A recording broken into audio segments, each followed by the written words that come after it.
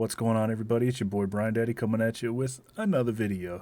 Today we're going to talk about nodes. This is an exciting topic because they basically encompass everything in the game. Anything that is inside the game interacts with nodes in some way, and I'm excited to share some information to you guys about it. I'm going to put a lot of information in this video. Hopefully it's useful to you all. If you enjoy, please go ahead and hit that like button. Alright, let's go ahead and keep rolling.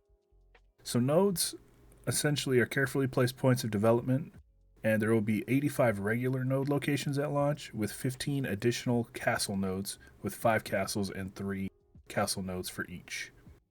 Previously, they had a bigger size of around 108 nodes, but they decided on a decrease, but it's not going to affect the amount of player housing that is estimated or the server capacity. There were 9 node locations in Alpha 1, and the node locations are subject to change before beta, so they might move them. They aren't concrete. Nodes do have emblems that can be placed on flags and certain types of armor. There are 4 different node types in Ashes of Creation, each which contain unique specializations. Players will be able to identify with a type of node at its first stage of development, when it's in an expedition stage, based on its NPC population.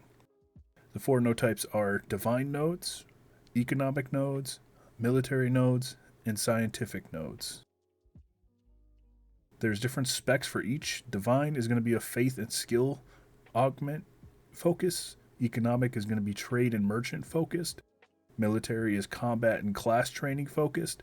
Scientific is artisan and construction focused. Nodes are predetermined and are the same across all servers. A node's type is static, and it does not change based on the node's advancement or destruction. Node types affect various services and systems at each level of the node advancement. Node types will be definitive during the beta testing stages. Node benefits. Each node type has a superpower and ultimate ability that becomes unlocked when you reach the final Metropolis stage. The divine node benefits are: at Metropolis Stage 6, you may unlock a procedurally built mega catacomb dungeon beneath it, which connects it to its divine vassal nodes, and these may house unique bosses with unique drop tables.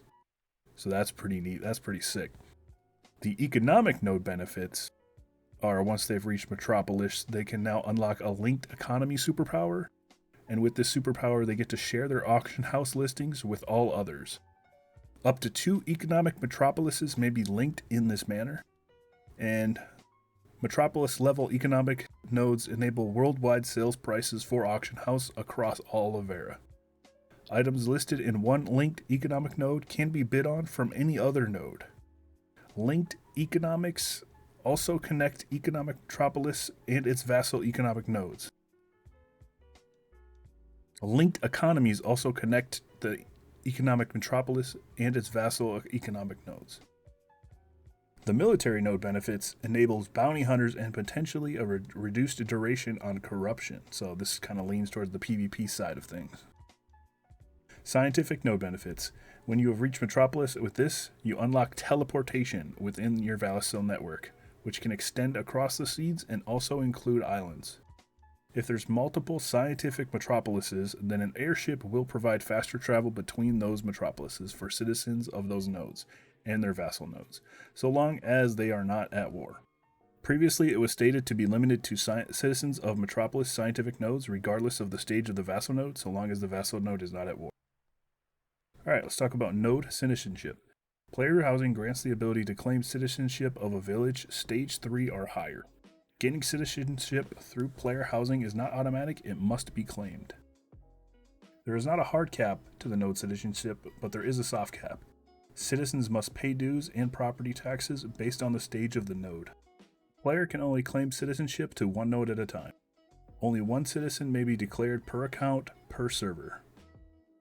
So they're really leaning towards only playing a single character.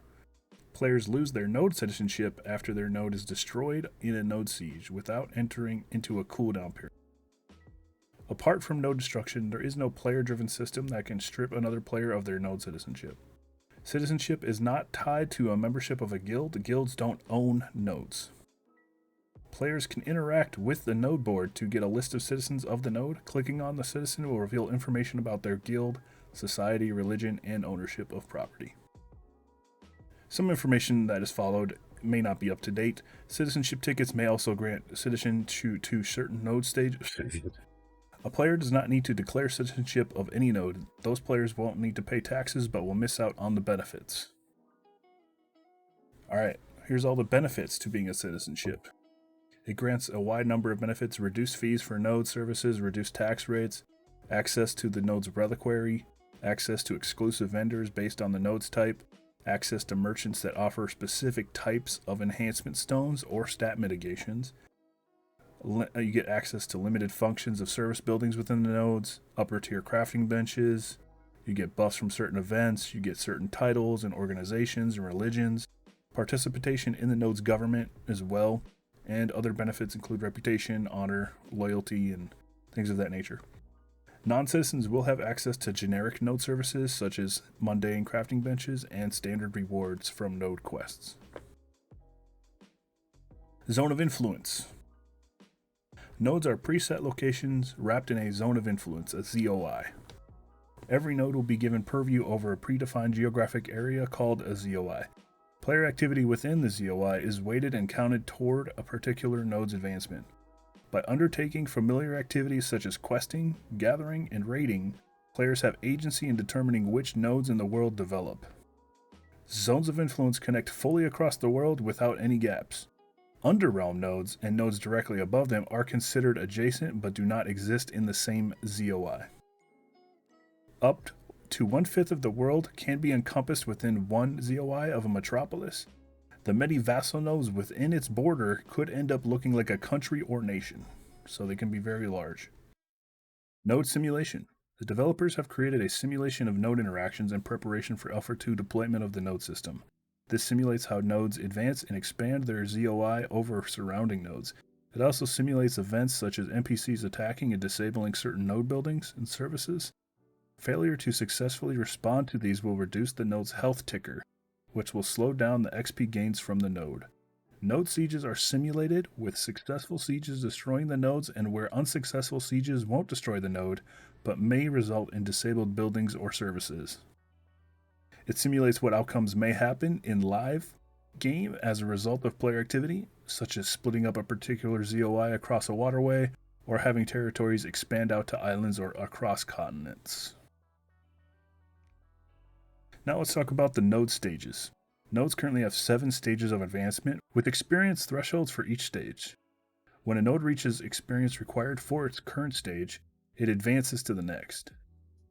The 7 stages are Wilderness, when it's just basic, Expedition becomes a crossroads, and time frame to get to that point is usually within a few hours. An Encampment, and that usually might take many hours to level it up to an encampment. Level 3 is a Village, and that might take a few days, and at that point you can purchase small houses.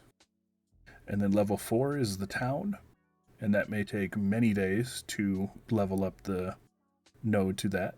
And at that point you can purchase medium houses. Level 5 is a City, and they say that time frame to obtain that will be a few weeks, and you'll be able to buy large houses. And then you have the final stage, level 6, and that may take many, many weeks, and player housings being able to purchase mansions. Node advancement. Citizen and non-citizen player activity, questing, gathering, raiding, etc. within the ZOI counts towards that node's advancement and its progression. So, the advancement of a node unlocks its unique content, which comes at the cost of locking out an increasing ring of neighboring nodes. So as you level 1, it's going to make other nodes not be able to level up to that point. Nodes advance to the first stage quickly. This enables NPC services such as vending and banking items. The more advanced a node is, the larger the ZOI becomes. Less advanced nodes, basically referred to as vassal nodes, that fall within a more advanced node's zone of influence, can still gain XP, but they must remain at a lower stage than the dominant node. So the way you look at it is, players get to basically choose what cities they want to be the main nodes and not the vassals, kind of depending on where you're questing, where you're gathering, and where you're giving XP to that node. Due to the way the progression algorithm calculates during node advancement, there is a small possibility that 2 nodes of the same stage end up being close to each other. because it's very dynamic. And a node does not receive XP from nodes within its zone of influence until these nodes have reached their cap. Citizens of one node can contribute to the advancement of other nodes. Node experience gain opportunities will be equitable across the 4 node types.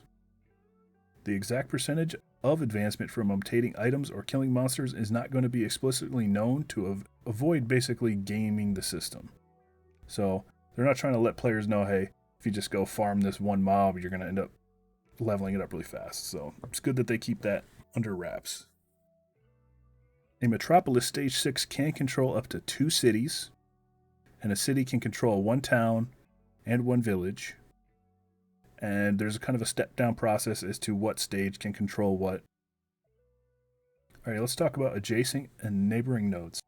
Neighboring nodes start from an expedition, and they may block or lock out the growth of their immediate neighbors.